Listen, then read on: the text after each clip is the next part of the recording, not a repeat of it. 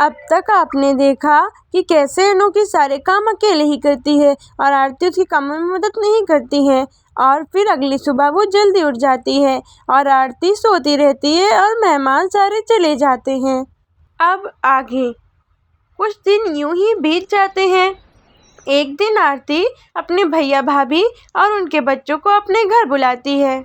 क्या भैया, आप मेरी शादी के सालगिरह पर भी नहीं आएंगे तो कितना अधूरा अधूरा सा लगेगा सब।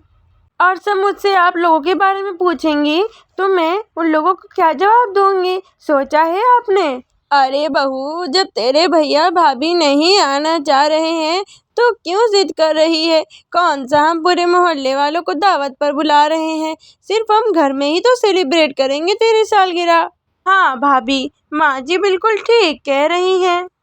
अरे चुप करोगी तुम लोग, मैं फोन पर अपने भैया भाभी से बात कर रही हूँ ना। हाँ देखो ना भैया, सब मुझे अभी से ही ताने देने लगे। आप लोगों को बच्चों और भाभी के साथ आना है, मतलब आना है। अगर आप लोग नहीं आए ना तो मैं आप लोगों से बात नहीं करूँगी। हाँ, इतना बोलकर आरती फोन रख देती है। आरती की जिद की वजह से उसकी सालगिरह वाले दिन उसके भैया भाभी और बच्चे आ जाते हैं। उन्हें देखकर आरती बहुत खुश होती है। अरे वाह भैया भाभी, आप आ गए।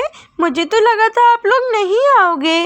और ये क्या, आप लोग मेरे लिए गिफ्ट भी लाए हो? अरे भैया, इसकी क्या ज़रूरत थी? आप लोग आ गए, मेरे लिए तो वही काफ़ी है। अब बहन इतनी जिद करके बुलाए और भाई ना आए। अरे पगली, तेरी खुशी में ही मेरी खुशी है। सच में भाई बहन का प्यार तो दुनिया में सबसे बड़ा होता है। अच्छा बेटा, तुम लोग बैठो। अरे बहू, जरा मेहमानों के लिए कुछ नमकीन और मीठे का इंतजाम कर दे। जी जी माँ जी, मैं अभी लेकर आती हूँ। अब क्या था, घर में से मेहमान गए हुए अभी एक हफ्ता भी नहीं हुआ था और दूसरे मेहमान आ गए थे। और इस बार भी आरती ने अपने भाभी भैया और उनके बच्चों को कुछ दिनों के लिए रोक लिया था और सारा काम अनोखी पे आ पड़ा था। और आरती सारा काम सिर्फ अनोखी से ही करवाती है। मेहमानों की मेहमान नवाजी करते करते अनोखी पूरी तरह से थक जाती है। और एक दिन अनोखी खुद से कहती है, मैं छोटी हूँ इसलिए कुछ कह नहीं पाती हूँ। दीदी तो मेरे सर पर ही चढ़ती जा रही हैं, जानबूझकर मेहमानों को घर पर बुला लेती हैं और मुझसे ही सारा काम करवाती हैं और मुझे नौकर बना देती हैं। और उनके मायके वाले कितने बेशर्म हैं, वो लोग जा भी नहीं रहे हैं। अब तो मुझे कुछ ना कुछ करके उन मेहमानों को भगाना होगा। ऊपर वाले माफ़ करना, वैसे मेहमान तो अच्छे ही होते हैं लेकिन ये मेहमान तो शैतान है मेरे लिए।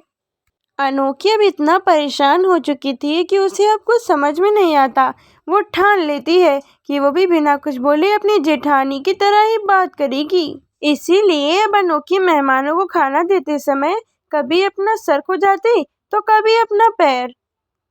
ये सब देखकर आरती का भाई आरती से कहता है, आरती, तेरी देवरानी को खुजली की कोई बीमारी है क्या? वो जिस हाथ से खुजली करती है उसी हाथ से हमें खाना परोस देती है। देख, मेरा तो अब जी नहीं करता है उसके हाथ के खाना खाने का। अरे भैया, वो बिल्कुल ठीक है और बेवकूफ़ भी। वो कभी मेरी बात टाल ही नहीं सकती है। आप बिल्कुल बेफिक्र रहो। आरती अपने भाई की एक नहीं सुनती है और वहाँ से चली जाती है। अब अनोखी एक दिन खाना बना रही होती है कि तभी आरती की भाभी उसकी रसोई में ताक झांक करने लगती है।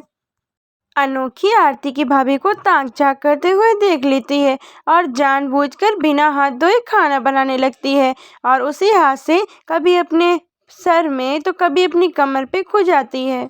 ये देखकर आरती की भाभी का मुंह बन जाता है और वो सारी बात अपने पति से बताती है। जिसके बाद आरती के भैया भाभी बिना किसी को बताए वहाँ से 9-2-11 हो जाते हैं और बेचारी आरती को तो कुछ समझ में ही नहीं आता है। ऐसे ही एक दिन तारा की देवरानी आती है। तभी आरती अनोखी से कहती है, अरे अनोखी, तू खड़ी क्यों है? जा चाची जी के लिए कुछ खाने पीने को ले आ, वो थक कर दूर से आई है ना। अनोखी फिर से अपना सर और कमर खुजाने लगती है।